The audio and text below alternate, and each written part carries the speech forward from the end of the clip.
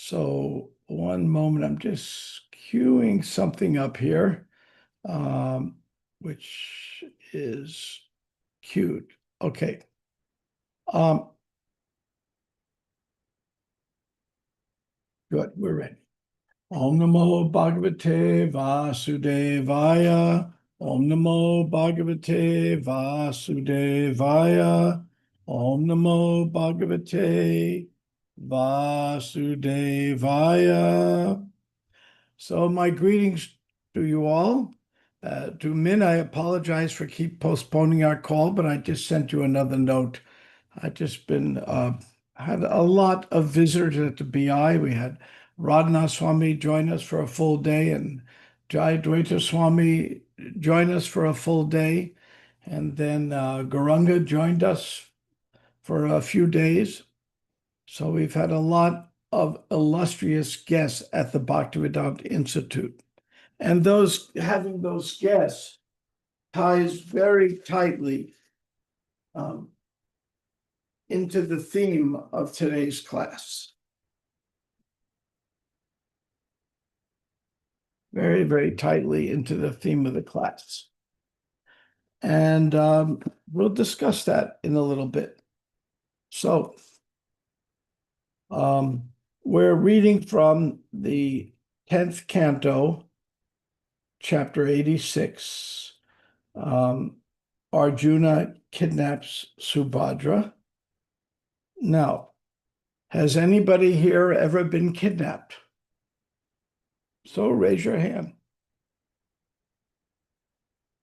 Nobody's been kidnapped. I have. Nobody's been kidnapped. I was on a plane that was hijacked. So it's like a kidnapping. It's an exciting adventure, to say the least. We can share more later.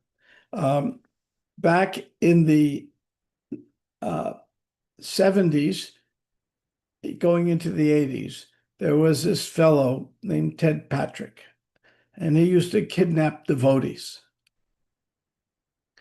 and then try to deprogram them. He usually failed. And Romapad Brahmachari then, when somebody get kidnapped, would come hang out at my apartment. I was in graduate school, so that I was the emergency number if somebody was kidnapped, because nobody would ever answer a temple phone anyway, and I don't think that's changed in 50 years. So he would hang out there, then we'd go rescue them. So kidnapping, there is a tradition of kidnapping.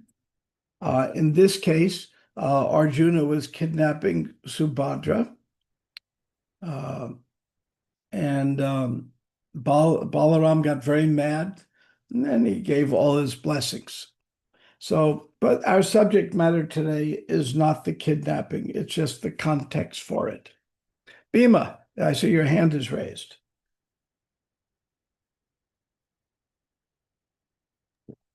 Haribol Prabhu, I just wanted you to go on with the Leela, but very quickly, I had a couple of cases back in the day. One is I helped to rescue a kidnapped who's now a sannyasi, and on Radhakund. He had been kidnapped by a deprogrammer, and there was a little story behind the rescue. And then also on back in the 80s, went on representing not myself, but a group of devotees representing the movement against Ted Patrick. And we were on this national television show. And I was very young and pugnacious at the time, and made a challenge to Ted Patrick and the guy that was explaining how he had been brainwashed by the movement and blah blah blah. So it's pretty wild when you're out defending the faith against direct attack. But go on with the Leela. Okay. If you should ever bring it up again, I'd love to share the stories. We will do that. And I also was in a high-speed car chase rescuing one devotee who had been kidnapped by Ted Patrick, who was personally there. These were exciting days. Now we just have the boredom. Ours was a low-speed van. a low speed van ninja move, getting him out the back of the cabin and into the van and taking off very silently so that we wouldn't be heard. We may Yeah. want to hear more of that story as time allows.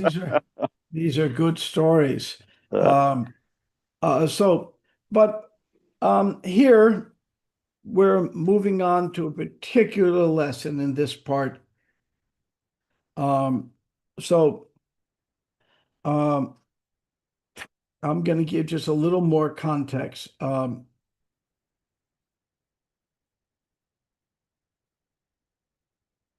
so Sri Sukadev Goswami said in a prior verse, after hearing Shrudadev speak these words, the Supreme Personality of Godhead, who relieves his surrendered devotee's distress, took Shrutadev's hand in his own and spoke. So the Supreme Lord speaking. My dear Brahmins, you should know that these great sages have come here to bless you. They travel throughout the world, purifying them with the dust of their feet. One can become gradually purified by seeing, touching, worshiping temple deities, place of pilgrimage, holy rivers.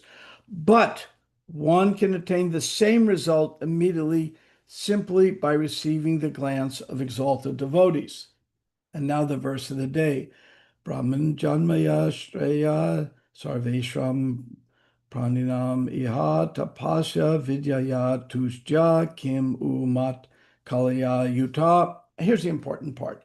By his very birth, a Brahmin is the best of all living entities, all living beings in this world. And he even becomes even more exalted when he is endowed with austerity, learning, and self-satisfaction. What to speak of devotion to me? No purport. Next verse. Even my own four-armed form is no dearer to me than a Brahmin. Within himself, a learned Brahmin compromises all the Vedas, just as within myself, I compromise all the demigods. And the short purport. It is understood from the Vedic science of epistemology, the Nyaya Shastra. Epistemology means how we know what we know. That's the science of epistemology. So, that knowledge of an object, prameya, depends on a valid means of knowing, pramana. The Supreme Personality of Godhead can be known only by the means of the Vedas. Thus, he relies on the Brahmin sages. Ways of knowing. We know things by Shastra, we know things by observation, we know things by um, inference. There are other pramanas, but these are the three main pramanas, ways of knowing things.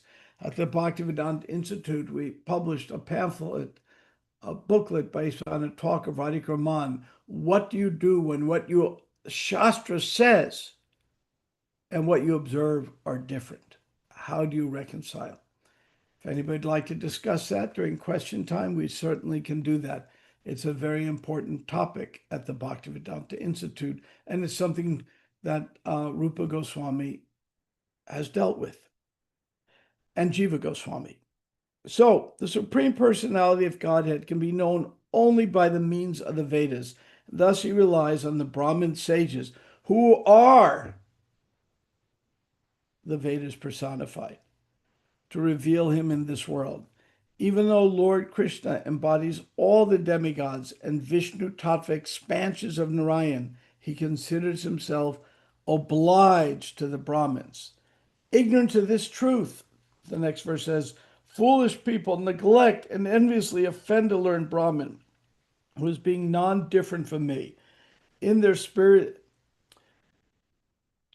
who, being non-different from me, is their spiritual master and very self. They consider worshipable only obvious manifestations of divinity as my deity form. So, and the next verses go on and on, the importance of appreciating Brahmins. Now I'm going to give you all a challenge. How do you appreciate Brahmins when Brahmins have flaws? Has anybody here wondered this question? You're with a great saintly person, but you see a flaw.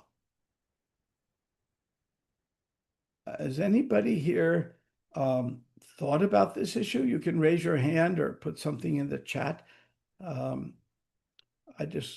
me turn on my chat. We have a comment, we all have flaws. So if a Brahmin has a flaw, how do you worship a Brahmin? We all have flaws. Prabhupada once said to me,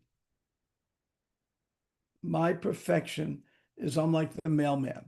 The mailman may have this or that flaw, but if he delivers the letter without changing the content at all, leaves the envelope sealed, delivers it, that's the perfection of a mailman. So that's the perfection of a guru. He is delivering the message. So now we'll talk a little bit about the human side of Prabhupada. Some of you may know this story. I heard it directly from Bhakti True Swami, and Jagadish Prabhu has the same story. And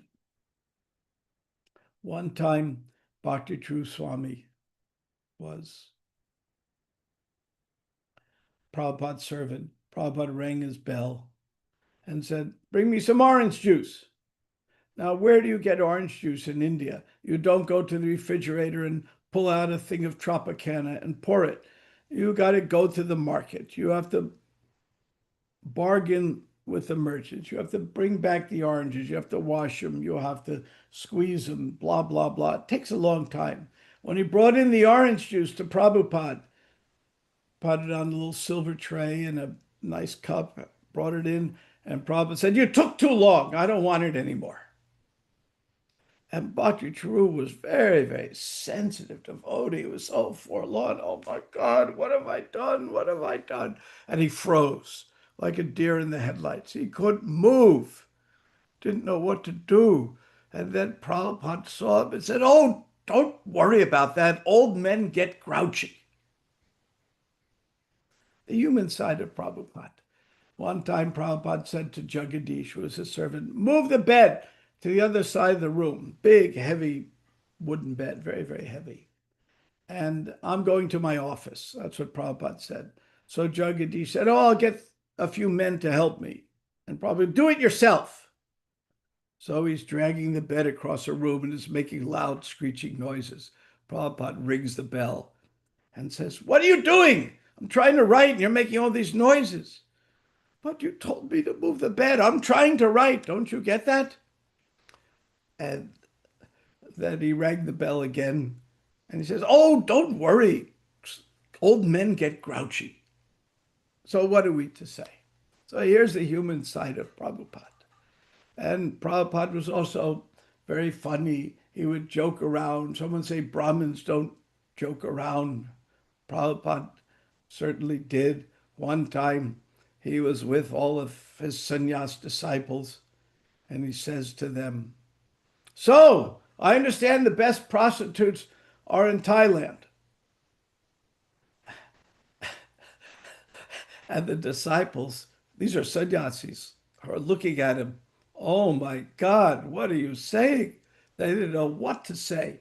And Prabhupada then said even worse. He said, so do you know that to be true?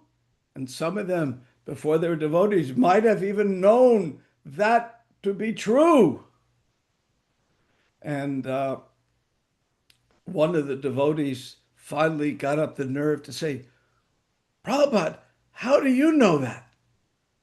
And Prabhupada said, well, when I was a Grahasta way back in the 30s, I used to go to the barber shop, and this is what they talked about. So that's how Prabhupada do it. That's what they talked about at the barber shop in Calcutta, or wherever Prabhupada was in India then. So a human side. To me, when I hear about the human side of Prabhupada, it makes him much more lovable to me. I once gave a lecture at 26 2nd Avenue, and the lecture was on the human side of Prabhupada, and I told some of these stories. And I was thinking, this is risky. If I tell these stories, 22nd Avenue, maybe they'll do like they used to do to traders at the time of the Revolutionary War, pour tar over them and then sprinkle them with feathers so they walk around looking like a chicken, called tar and feathered. So am I going to be tarred and feathered? Because when I was done with my lecture in the back of the room, there was one Bakhtin, a professor actually, um, crying. I said, oh no, I blew it. I blew it. After class, I walked up to her to apologize. And she said, I said, oh, maybe I said the wrong thing. She says, no, I'm ready to surrender. I just had to know Prabhupada was human. Now I can surrender. And she did and got initiated. So there's this human side, which means when we meet a Brahmin, we don't look at the flaws. Now, in the chat, someone says, what if there's abuse by a very senior devotee? What if things are abusive? Well, before Prabhupada passed on, you probably all know this story, but it's worth sharing again. Before Prabhupada passed on, a few weeks before, he called Giriraj Swami into his room. It's 2 a.m. And he goes, how will the movement go on without me? Prabhupada clearly was going to be passing. None of us believed it because none of us, very few of us could believe that could be possible. But it was his time to leave. His time to leave had actually been some years earlier. And as he explained, Krishna extended his life. On the Jaladuta, he had his heart attacks and strokes, but Krishna extended. But now the time had come. He said, how will the movement go on without me? Giriraj Swami said, well, if we keep on chanting and following the principles, attending the program, the things that any one of us would have answered. Any one of us would have said that. And Prabhupada said, no, by organization and intelligence. And Giriraj Swami was like, wow. But he didn't even take a big note of it till later on. He ran into another devotee and said, this is what Prabhupada said to me. Devotee says, you don't know how important that is. Write that down, share it. That is a critical instruction, which it was. Very critical. So when we have an organization, we do need to protect people in it. Organization means taking care of people. That's what Varnashram means. So if there is something that rises to the level of abuse, something needs to be done about it. It's not that we ignore that and say, that's okay. Therefore, ISKCON has, in the mood of Prabhupada, by organization intelligence, set up an office run by Mahavishnu Priya for pastoral abuse, an office for child abuse. So if there's an abusive situation, there organizationally it needs to be dealt with. But we must also not forget another verse, a mysterious verse, a mystical verse, to me at least, from the Bhagavad Gita. And this is a highly mystical story I'm going to tell. Now, who here has had a mystical event happen in their life? Raise your hand, your virtual hand, your physical hand. Has something mystical happen to them? Who has never had something mystical happen to them? Raise your hand if you've never had anything mystical happen. Okay? And raise your hand if you're not really listening, because I want everyone to participate. Oh, that didn't work well. Okay, we tried. So I will share with you, and I've shared this before, but it fits this verse. So for those who have heard this before, I apologize. Those who haven't, I think you'll be excited by this little story of mysticism that ties right into this verse. Here is my mystical story. And I didn't even catch the story till well after it happened. I was in college. I was studying the Gita. I was engineering school, but I was taking Oriental philosophy and reading the Bhagavad Gita in English. I didn't know any Sanskrit. it's very important to know that I knew zero Sanskrit at this point. I hadn't really met the devotees in a serious way. I saw Jayadvaita Swami chanting with a party in 1968, and I started chanting because I like a song sticking to my head, but I didn't really understand much about the devotees. I was in college, and the Gita we were reading was Radha Krishna's Gita, the one Prabhupada said before he wrote his own. You can read the translation, it's very good, but purports they're silly. When I read it, even though I wasn't at all a devotee, I thought the purports were kind of silly too. Where he says, Krishna's not Krishna. It's the ineffable one within all of us. Well, I said, if Krishna's not Krishna, why is Krishna saying I am Krishna? I mean, it was just silly, I thought. But anyway, that was his position. So there was one verse, Api chet sudacharo bhajate mam anya bak. That's from 930 of the Gita. And it says in English, even if one commits the most abominable most abominable action, if he's engaged in devotional service, he's to be considered saintly because he is properly situated in his determination, his, or more modern English, his or her determination. So, when I asked the professor what that verse meant, I had a lot of trouble with that verse. Why did I have trouble? Well, this was times of Vietnam War, civil rights. This was maybe 69 or 70, something like that. And in that time, we just passed the Civil Rights Act. I mean, before I'm in Gainesville, a few years earlier, there were 2 water fountains in Gainesville, one for Black people and one for white people at any public place. The last university to allow Black people in a public university in the South was where I am, the University of Florida. It was a very difficult time in America. This stupid war was going on, Vietnam War, a war America actually lost, and it made no sense. And many of us were protesting the war. So why am I saying that? Because I saw things very black and white. There was good, there was evil. Students protesting, good, government, evil. Like that, very black and white thinking.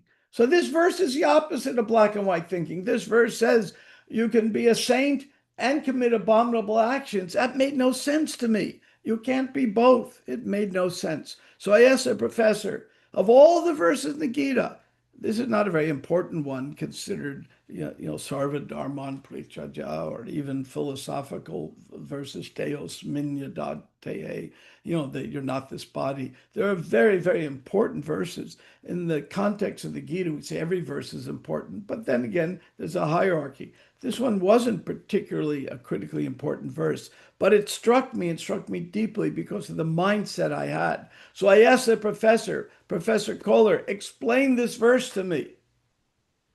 And he said, it's intuitively obvious. That's his way of saying he had no idea what the verse meant. He had no idea whatsoever. Fast forward, 1972, I'm sitting with Prabhupada in Mayapur. As you all know, I was the only guest at the very, very first Gaur Purnima festival. Dozens of devotees, almost all Western devotees, average age probably 23 or something, and one guest. And so I got to sit with Prabhupada for several days and discuss things. And the very, very first verse Prabhupada quotes to me was a Pichet Sudarchara.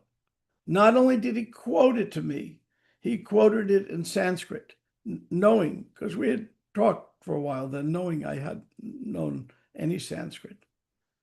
And then he turned to me and says, so you know this? It was the only verse I knew in the whole Gita. How is it that the only verse I knew in the whole Gita, Prabhupada quotes to me and then says, do you know this? That was a mystical event, an important mystical event. And then the last verse in my conversation with Prabhupada he quoted to me was the same verse. So this verse had a lot of personal significance to me, and it ties into what goes on here. Now I'm going to fast forward a little more, add a little more story to this. But I want to, before I move on, I want to comment in the purport. Prabhupada talks about, because somebody's going to ask me this question, so I'll answer it before it's asked.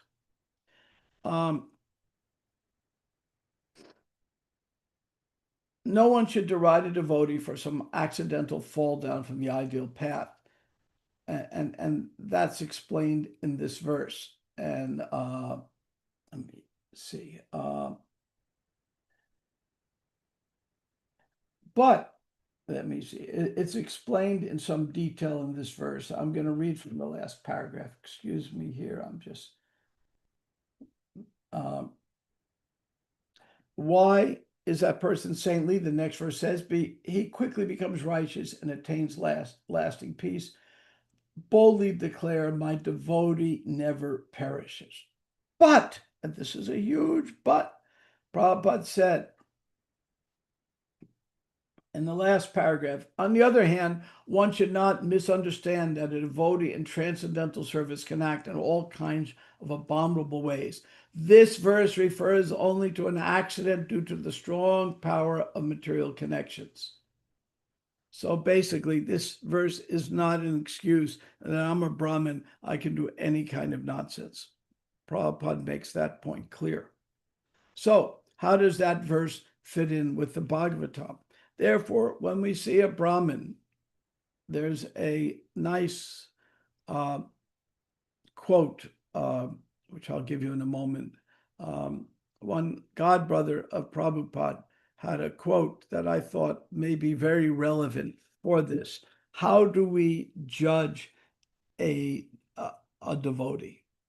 I'm gonna, sorry, I had it all pulled up and it pulled on me. So, but I'll pull it up in a moment. So how do we judge it? He said like this. We judge a Vaishnav by his inspired side, not his ordinary dealings. I am going to put that in the chat. We judge a devotee by his inspired side, not his ordinary dealings.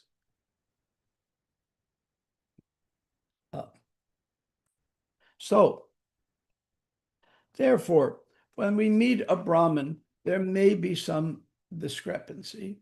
We all have our human side, our flaws. We judge a Vaishnava by how he inspires us, where he takes it. That does not mean that I meet a Brahmin and, I meet a Brahmin Swami and he comes from the racetrack. He's just betting at the racetrack and he has a beautiful girl on each arm and is smoking a cigar. That doesn't mean that we accept that as okay. I'll tell a story to prove the point. I was with Prabhupada in Denver, and this Indian sannyas came to see him with his very young, very pretty blonde disciple wearing a sari.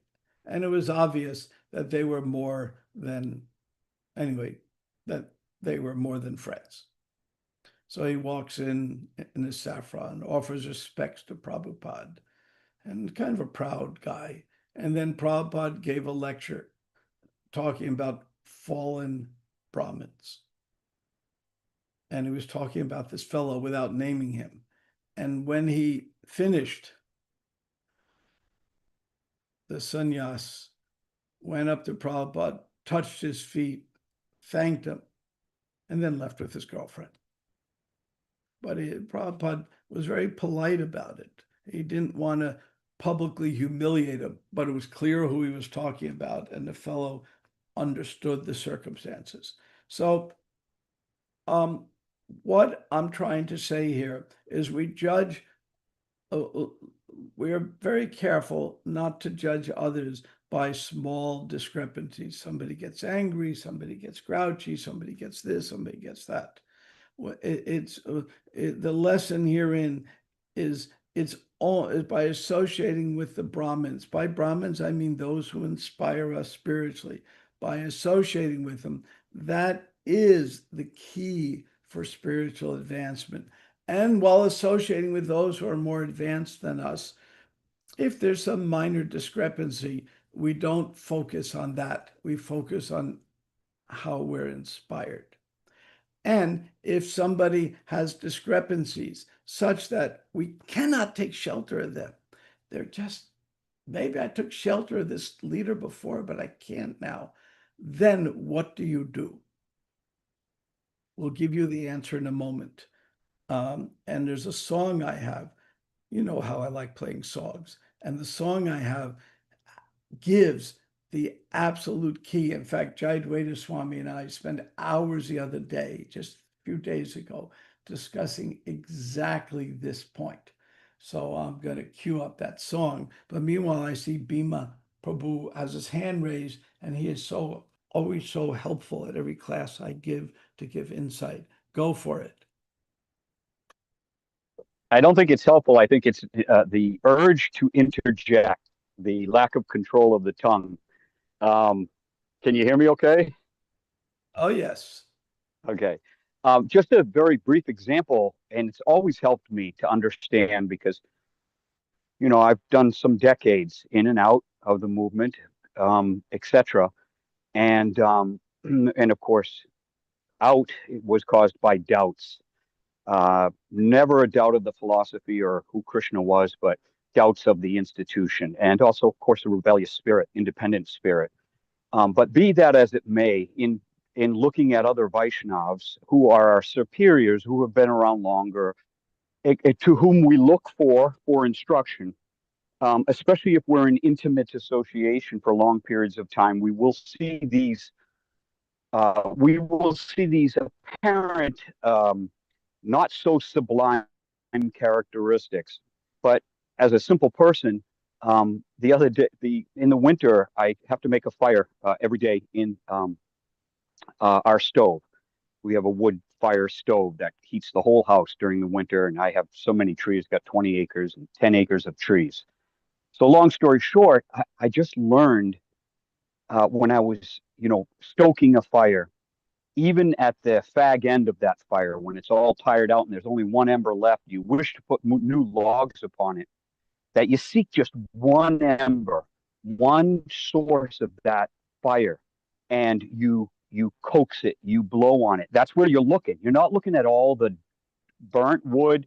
You're not looking at the new, fresh, somewhat wet wood that's on top that you have to fire up, but you see that little spark, and that's all you're paying attention to. And you gently fan it, you gently blow on it, you move it into position, you give it tinder, you give it pine shavings, whatever it needs, and then that little spark grows into a fire, and that heats you for the day.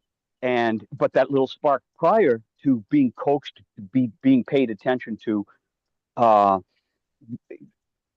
wouldn't been able to do anything like that on its own. So our looking at all Vaishnavas on all levels and looking, as you said, Prabhu, this is what reminded me, and I had to say this, looking for that one thing that's transcendent, that one quality that can be stoked, that can be encouraged, that can be paid attention to. And then if you're a disciple, being present, if you're a friend, being helpful, if you're a superior, being instructive, um, all those things are the things that fans that little ember that we all have as devotees, because we have Krishna, we have the holy name. That's that little spark.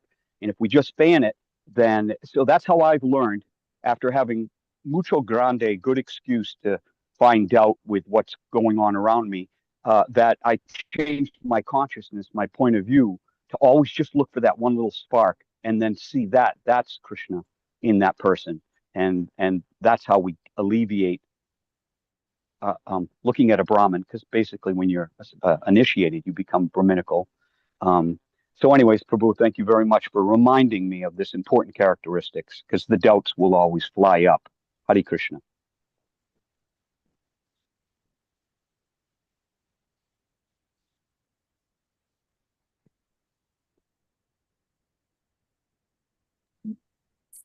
I think Brahmatirtha Prabhu is muted.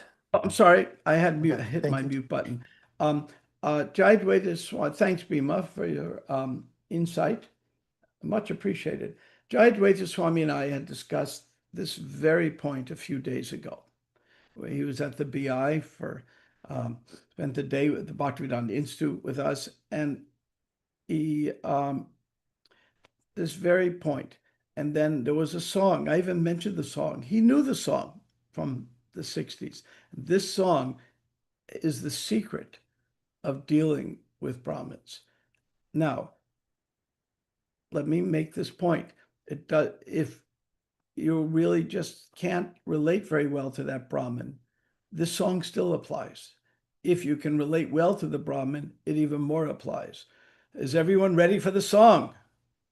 Okay, here it goes. Oops, that didn't work. Try this again. Oh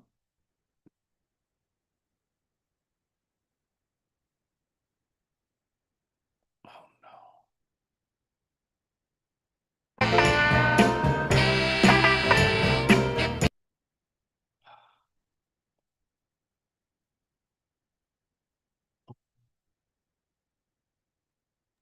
I think we lost the song.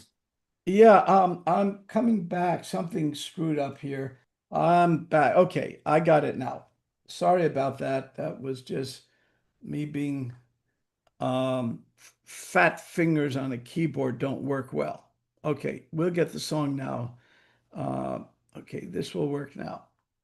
A little respect. Yeah, that's it. Here it goes. What you want, baby, I got it. What you need, do you know I got it? All I'm asking is for a little respect when you come home. Hey, baby, just a little when you get home. Just a little bit, mister, just a little bit. I ain't gonna do you wrong while you're gone. I ain't gonna do you wrong, 'cause I don't wanna. All I'm asking is for a little respect when you come home. Just a little bit, baby, just a little bit. When you get home, just a little bit, just a little bit. I'm about to give you all my money, and all I'm asking in return, honey, is to give me my promise when you get home. Yeah, baby, when you get home, just a little bit, just a little bit.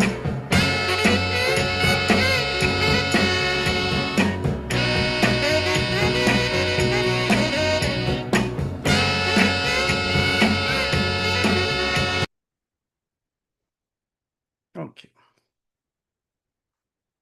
So you have the idea, and she later on spells out the word RESPECT over and over. Respect, respect, respect, respect. So the secret of dealing with Brahmins is epitomized in this song from the 60s by Aretha Franklin, Respect. And so respect can come in several ways. It can come intimately, it can come at a distance. There are senior devotees I respect at a distance because I just can't relate to them very well. So I respect them at a distance. There are others I respect very closely. There's others I respect as my intimate mentors because they guide me. And then the relationship changes. Take Radhanath Swami. We've been friends for a long, long time, but I always look up to him. So sometimes we're together as friends. Some, like Krishna and Arjuna, we're together sometimes as friends, and sometimes I'm together with him to guide me. I had some difficult issues to deal with in wearing my ISKCON Resolve hat, which is always based on that principle of Pichetsu Darchero, even when it commits most bomb activity. It's the hat that I needed to wear for that service. And, what do I do in difficult circumstances? So we sit and talk about it, and he mentors me. So other times we just talk as friends and he reveals his mind. So the relationships between us and the Brahmins can vary with time, place, and circumstance too. But always, always the key behind it is respect. And if we're respectful to each other, even to those who we disagree with, even those who we find are obnoxious, if we're respectful, then we are fulfilling the purport of this 10th canto of the Bhagavatam. With that, I'll stop here and see if there are any final questions. Thank you, Brahmatirtha Any Prabhu. questions?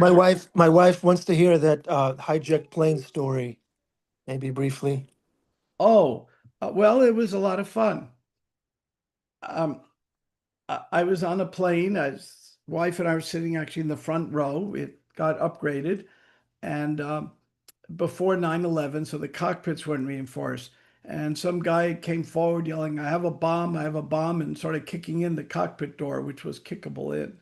Then he took a pot of coffee and he scalded the flight attendant and held it up to hit her. I jumped out of my seat and said, "Stop! Stop!" And his eyes froze, and his girlfriend had run up and yelled, "Leave him alone! Leave him alone!" referring to that I shouldn't stop him from hitting the flight attendant. And the plane then, we were just on the way into LA. Pilot declared Mayday, and you'd be amazed how fast a plane got on the ground. So the plane got on the ground with me standing in the aisle, and I locked my eyes with him, and we just had eyes locked together. He was on a bad drug trip. He didn't have a bomb. And the plane landed. And at the trial, I was brought out for the trial. Another pilot was there, and a big guy, and he was sitting behind the door, and he had an axe in his hand. He said if they broke into the cockpit door, which was not reinforced then, he was going to chop off whatever arm or leg got in. It was quite an adventure. And the guy in the seat opposite me met the press. The press, well, they're always at the airport, I guess, because they were right there. We got off the plane. And he said to the press everything he had done. He was hiding under a seat. So he said everything I had done, he said he had done, which I thought was quite funny.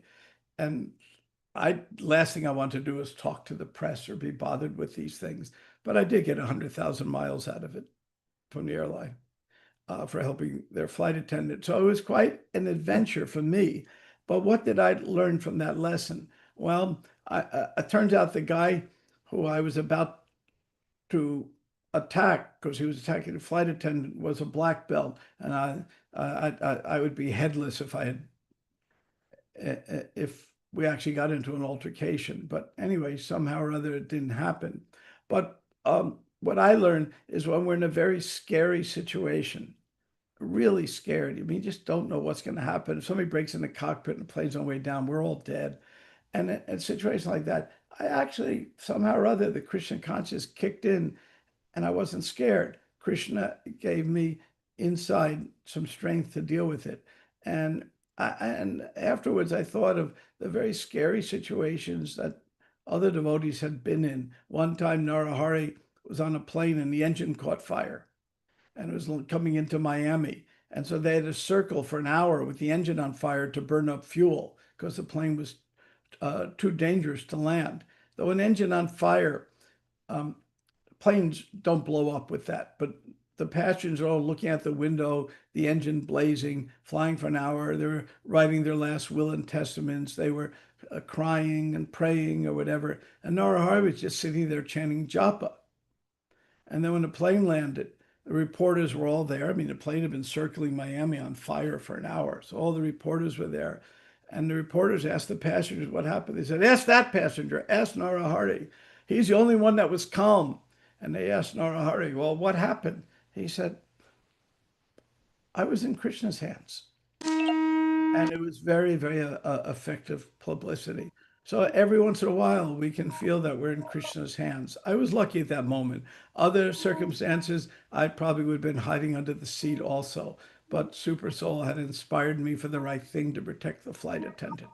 So with that, we'll end this class. It's wonderful to see you all. Always remember the one lesson from today's class is somebody unmute and shout out the one word lesson from today's class, please. Fact. Respect. RESPECT. I've been to many mediations where people are disrespecting each other, devotee and non-devotee. What do? I play that song. And people calm down and start acting respectfully. At least people my generation know the song and it reminds them.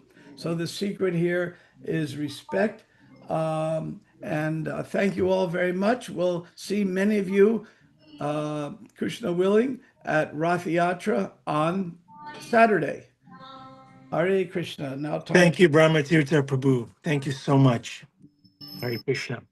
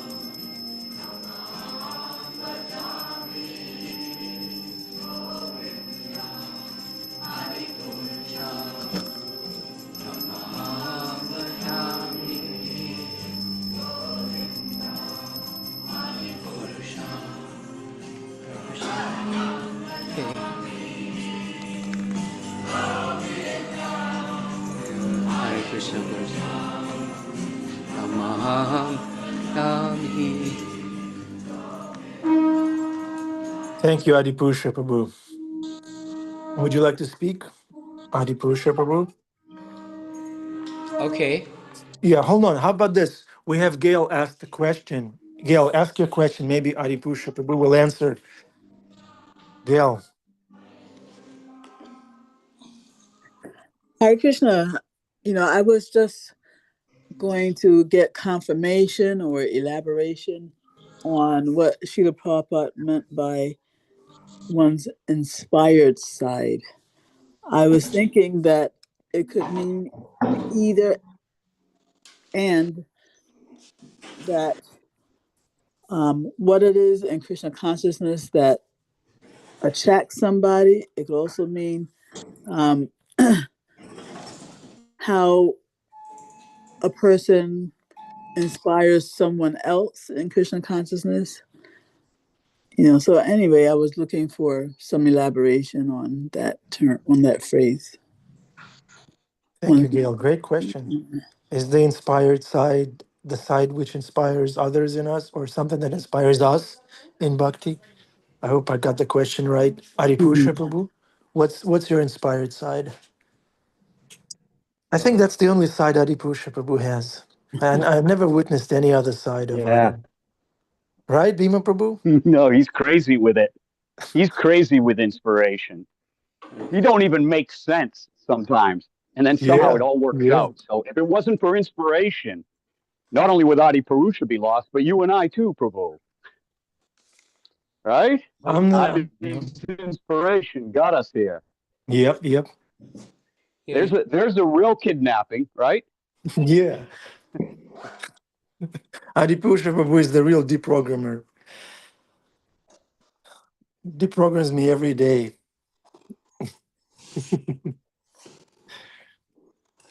Go ahead, Adipusha Prabhu. well, Uncle Bhima is saying that some things don't make sense, and it's true. There are things that are beyond our logic.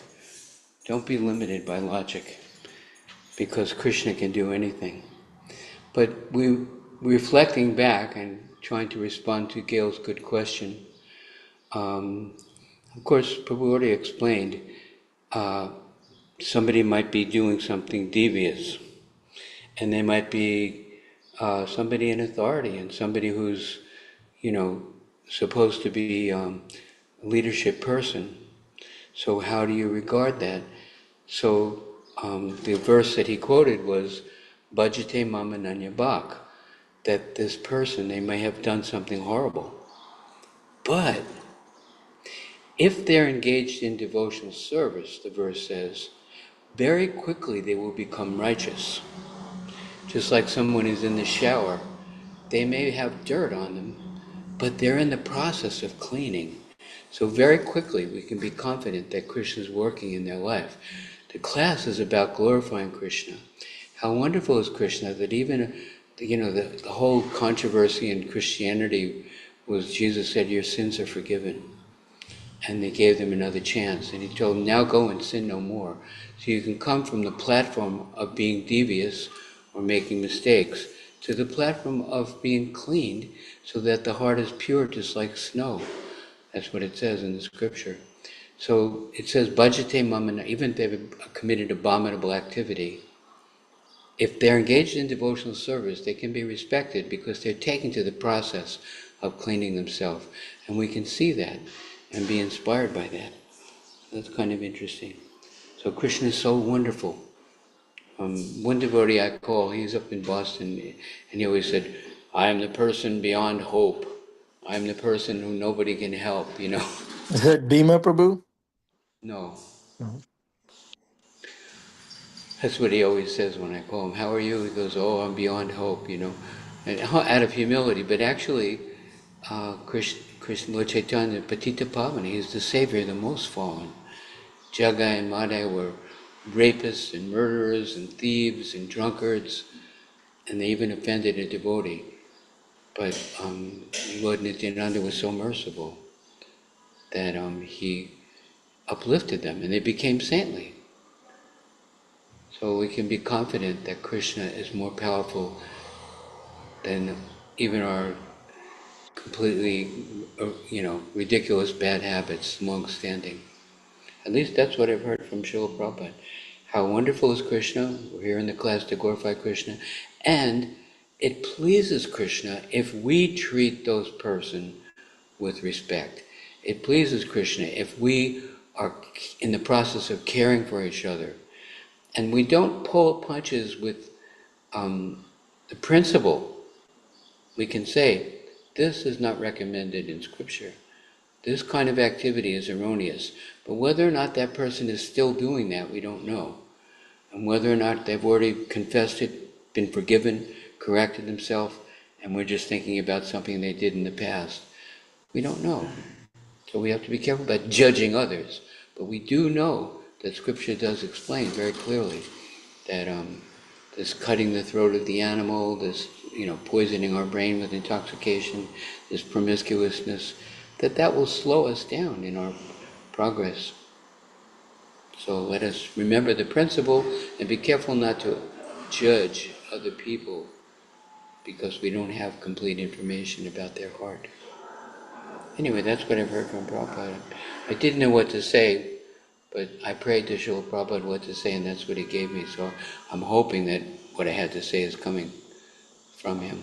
Well, glories to Prabhupada. We all know you just made that up, Adi. I just made You're just making it up as you go along. Bhima is the class clown. You know that song, Charlie Brown? He walks in the classroom, cool and slow. Who calls the English teacher Daddy-O? Charlie Brown, Dude, class that's Joe Cool, not the class clown, dude. That's Joe Cool. You know, Snoopy, Joe Cool. That's me, man, with the sunglasses. Joe Cool, okay. You're Charlie Brown. You're always like, good grief, Mr. Cool? good grief. And then Nanda Bihari is Linus. He, he's always got a towel with him. He's always worried about things, but he cures it with the snap of his towel. Yeah, His yeah, blanket. Right, that's right. Now me. you can give your well, yeah. Don't give your blanket to Ram. Let him get his own. Most of Beamer's quotes are from cartoons. He doesn't quote scripture, but he quotes Bugs Bunny and Porky Pig. And Jeffrey Eckler too. Truth in these things. They're in the same lineage. Huh? Whatever a great personality does, common men follow. Yeah, see, Jeffrey Eckler gives us a heart. He follows Bhima. Min has her hand up. She always asks the best questions. I just thought that class was so helpful because I think it's part so much of that I dealt with, and I think I still kind of think about this topic very often. And I think I was trying to learn about gurus and, spiritual authorities. So I've been thinking a lot about it. And I tend to, or maybe we all tend to put these spiritual authorities in such high platform. There's a book that I read called As Good as God by Brigapad Mons Brew, and it's an amazing book about guru and disciple relationship. But I got the sense that what does it mean, this person is as good as God, and very often I put this figure on a pedestal where this person is like God, where and I put all these things on this person, expectations to be perfect. And the class was so helpful in a way that even Prabhupada's side, who's so humanistic. And when I hear stories like that about Prabhupada, it just makes me feel so much more feel so much more gratitude that Prabhupada did all that he did, um, being a human, but empowered human being. And Krishna consciousness, I think it's the only path that I came across where when I feel doubts about Vaishnavas or because of their behaviors, whatever it really is the only path that I came across where it actually turns the whole lens toward me and helps me think about, well, and I'm not discounting, hurtful things that someone might have done or dangerous things someone might have done, but I try to, it helps me to think about where I fit in that context. And it sort of helps me to think about my own psychology and my shortcomings and my misunderstandings and lack of sort of open-mindedness and compassion to see this other person also as a human being. Um, and and really at the end, helps me to see this person from a perspective of, souls actually, what does it mean to be children of God, all of us, and everyone's trying, especially spiritual authorities who sacrifice so much of their lives to give us so much knowledge. So yeah, I just wanted to share that. Thank you, Min. Very beautifully said. Karen, please unleash Isaiah and Annabelle.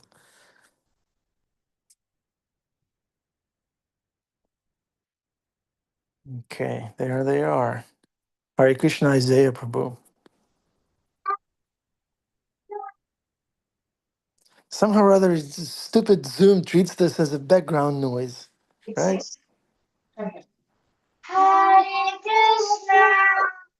Nice. Thank you. Thank you very much. Thank you. That's the Okay. ticket. Okay. Hare Krishna. Happy Monday. We love you. We need you. Come again tomorrow. Srimad Bhagavatam has all the answers. It transcends everything. Srila Prabhupada. Ki Jai. Everybody on this call, Ki Jai. Everybody on YouTube, Ki